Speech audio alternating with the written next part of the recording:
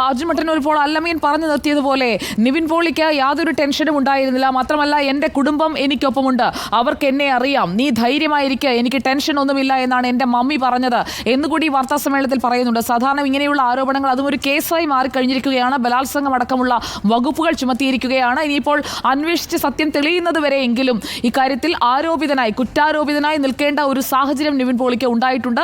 എന്നാൽ ബന്ധുക്കളും സുഹൃത്തുക്കളും ഒക്കെ നിവിൻ പോളിയെ വിശ്വസിച്ച് ഒപ്പം തന്നെ നിൽക്കുന്നു എന്നത് തന്നെയല്ലേ അദ്ദേഹം പറഞ്ഞു വെച്ചത് അർജുൻ?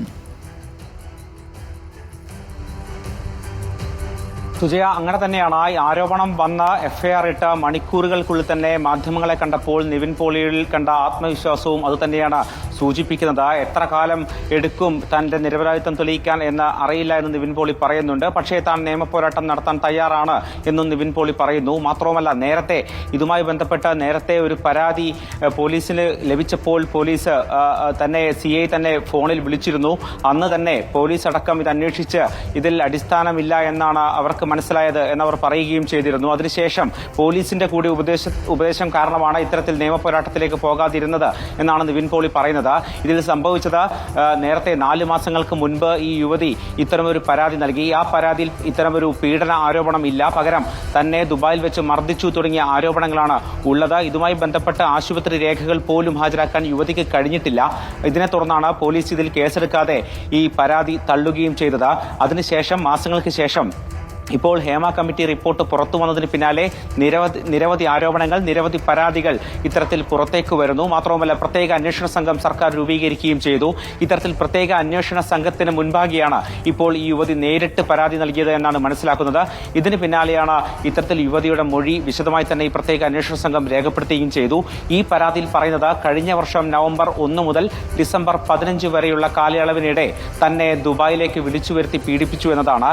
ഇതിൽ ഒന്നാം പ്രതിയെ ശ്രേയ അടക്കമുള്ളവർ ഇത്തരത്തിൽ ജോലി വാഗ്ദാനം നൽകി തന്നെ കബളിപ്പിച്ചു എന്നും ഈ പരാതിയിൽ പറയുന്നുണ്ട്. ആദ്യം യൂറോപ്പിൽ ജോലി നൽകാമെന്നാണ് വാഗ്ദാനം ചെയ്തത്. പിന്നീട് ദുബായിലേക്ക് വിളിച്ചു വരുത്തി. അതിനുശേഷം സിനിമയിൽ അഭിനയിക്കാൻ അവസരം നൽകാമെന്ന് പറഞ്ഞു. അതിനുശേഷം അവിടെ ഒരു ഹോട്ടലിൽ തടങ്കലിൽ വെച്ചുകൊണ്ട് പീഡിപ്പിച്ചു, ജ്യൂസിൽ മയക്കുമരുന്ന് നൽകി പീഡിപ്പിച്ചു എന്നതാണ് ഈ യുവതിയുടെ പരാതി. ഇതിൽ നേരത്തെ ഉയരാത്ത ഒരു പരാതി പിന്നീട് ഇത്തരമൊരു പീഡനാരോപണം വരുന്നു, അതും ഈ സാഹചര്യത്തിൽ എന്നുള്ളതാണ് ഇതിലൊരു സംശയമുണ്ടാക്കുന്ന കാര്യമെന്ന് പോലീസും പറയുന്നു. എന്തായാലും പ്രത്യേക അന്വേഷണ സംഘം ഇതിൽ വിശദമായ അന്വേഷണം നടത്തും.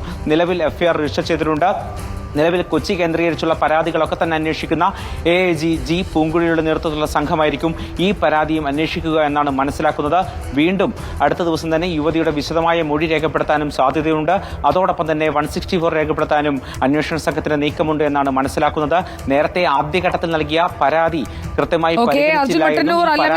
തുടരുക. പരാതി നേരിടും, ഒളിച്ചോടില്ല. ഇതിന് പിന്നിൽ ഒരു ഗൂഢാലോചനയുണ്ട്. അപകീർത്തി ശ്രമം തടയും, എന്റെ ഭാഗത്ത് ന്യായമുണ്ട്, എല്ലാവർക്കുമായി ഞാൻ പോരാട്ടം തുടങ്ങുന്നു, എല്ലാവർക്കും ഈ നാട്ടിൽ ജീവിക്കണമല്ലോ എന്ന് പറഞ്ഞുകൊണ്ടാണ് ഈ പരാതി വ്യാജമാണ് എന്ന് നിവിൻ പോളി ആവർത്തിച്ച് പറയുന്നത്. അപ്പോഴും ഈ പരാതിയിൽ ഒന്നുകൽ പോലീസ് ജാമ്യമില്ലാ വകുപ്പ് ചുമത്തി കേസെടുത്തു. പരാതി ലഭിച്ചത് എറണാകുളം റൂറൽ SP-ക്കാണ്. ബലാത്സംഗം, സ്ത്രീത്വത്തെ അപമാനിച്ചു എന്നീ കുറ്റങ്ങൾ ചേർത്താണ് 6 പേർക്കെതിരെ കേസെടുത്തിരിക്കുന്നത്. ഈ എടുത്ത കേസിൽ 6ാമത്തെ പ്രതിയാണ് നിവിൻ പോളി. തിരികെ